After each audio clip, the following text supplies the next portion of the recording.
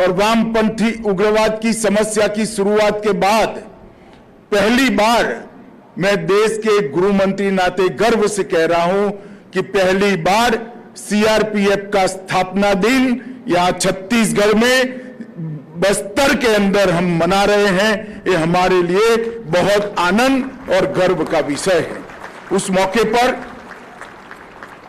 छत्तीसगढ़ क्षेत्र के अंदर वामपंथी उग्रवाद को समाप्त करने के अभियान का नेतृत्व करते हुए सीआरपीएफ के 763 जवानों ने अपना सर्वोच्च बलिदान दिया है।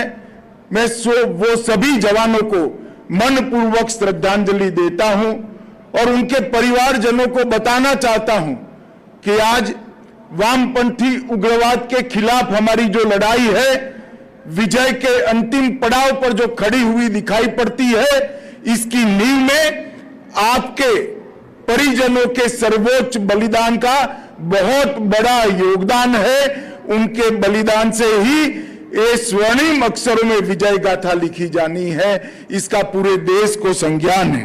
मैं हृदय से उन सभी को नमन कर मेरी कृतज्ञता व्यक्त करता हूं।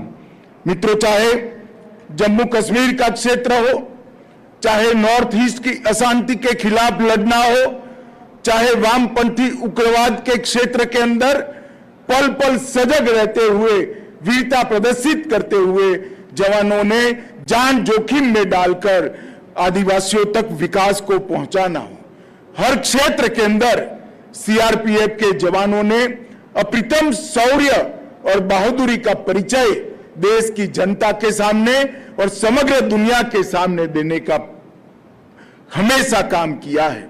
मैं आज इतना सुनिश्चित कह सकता हूं कि देश की आंतरिक सुरक्षा के इतिहास में सीआरपीएफ के इतिहास जो स्वर्णिम अक्षरों में लिखा गया है, वो आप सभी जवानों के साहस, शौर्य और बलिदान की भावना से ही अंकित हुआ है।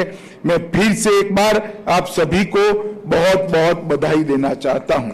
मित्रों, आज स्वतंत्र सेनानी उषा मेहता जी की जन्मतिथि है। उनको भी मैं शीश झुकाकर नमन कर आगे बढ़ना चाहूंगा। आज कार्यक्रम में सीआरपीएफ के अलग अलग 3 प्रोजेक्ट का लगभग 174 करोड़ रुपए के विकास कामों का लोकार्पण भी हुआ है और हल्बी भाषा में साप्ताहिक समाचार बुलेटिन भी आकाशवाणी ने शुरू किया है। छत्तीसगढ़ के अंदर आदिवासियों की भाषा में पहला बुलेटिन, समाचार बुलेटिन शुरू करने के लिए मैं आकाशवाणी और दूरदर्शन को बहुत बहुत साधुवाद देता हूं।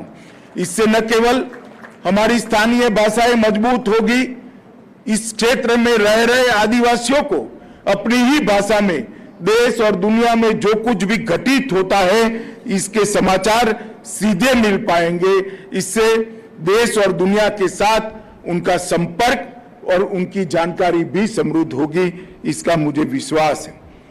आज यहां पर नारी शक्ति थीम पर आयोजित सीआरपीएफ महिला मोटरसाइकिल का फ्लैग इन का भी कार्यक्रम है।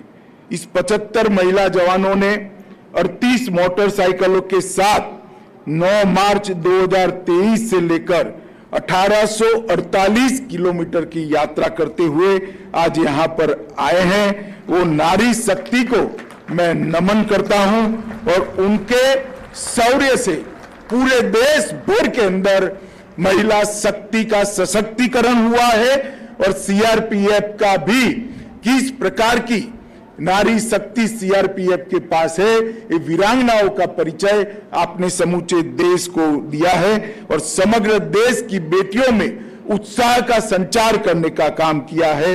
मैं आप सभी को मन से बधाई देना चाहता हूं।